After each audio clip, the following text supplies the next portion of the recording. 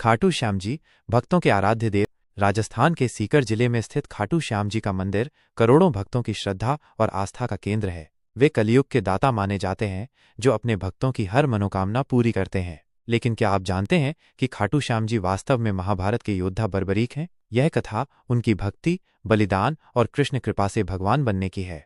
बर्बरीक भीम के पौत्र और महाबली योद्धा। महाभारत काल में बर्बरीक नाम के एक महाबली योद्धा थे, जो पांडवों के पुत्र घटोत्कच और नागकन्या मौरवी के पुत्र थे। वे बचपन से ही अत्यंत वीर और अद्भुत शक्तियों के धनी थे। उन्हें भगवान शिव ने 3 अचूक बाण, 3 बाण धनुष प्रदान किए थे।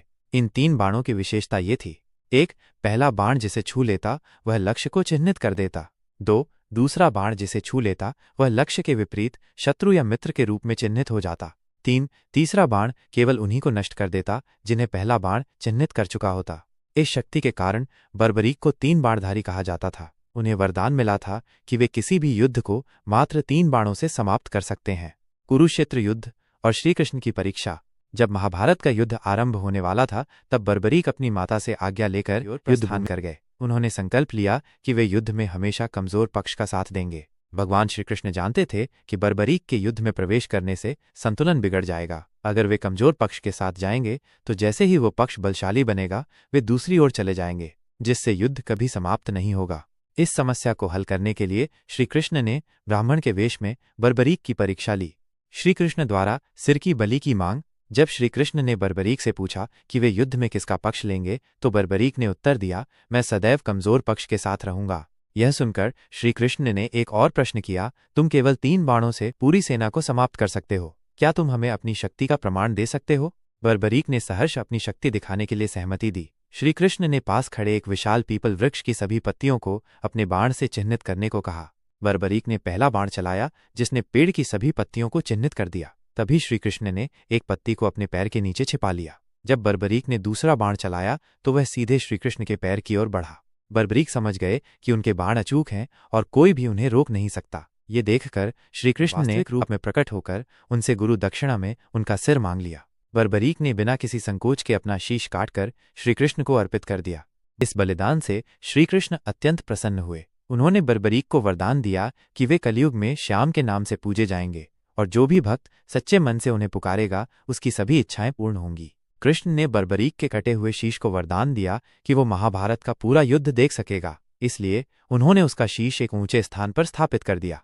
युद्ध समाप्त होने के बाद बर्बरीक के शीश को युद्ध का साक्षी मानकर पूजा गया। बाद में उनका शीश खाटू गांव में प्रकट हुआ, जहां आज भव्य खाटू श्याम जी का मंदिर स्थित है। खाटू श्याम जी का मंदिर और महिमा। खाटू श्याम जी का मंदिर राजस्थान के सीकर जिले में स्थित है। यह मंदिर भक्तों की आस्था का प्रमुख केंद्र है। कहा जाता है कि इस मंदिर में आने वाले हर भक्त की सच्ची मनोकामना पूर्ण होती है। खाटू श्याम जी को कई नामों से जाना जाता है। 1. श्याम बाबा, श्री कृष्ण द्वारा दिया गया नाम। 2. 3 बाणधारी, उनके अद्भुत 3 बाणों के कारण।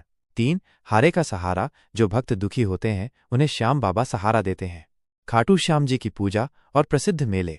खाटू श्याम जी की पूजा विधि बहुत ही सरल और प्रभावशाली है। भक्त श्याम बाबा को गुलाब के फूल, केसरिया चोला और 56 भोग अर्पित करते हैं।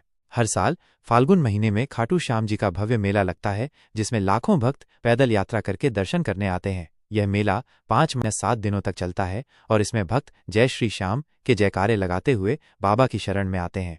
1. निस्वार्थ भक्ति। बर्बरीक ने बिना किसी स्वार्थ के अपना शीश श्री कृष्ण को समर्पित कर दिया।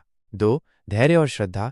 जो भी सच्चे मन से श्याम बाबा की आराधना करता है, उसे बाबा की कृपा अवश्य प्राप्त होती है।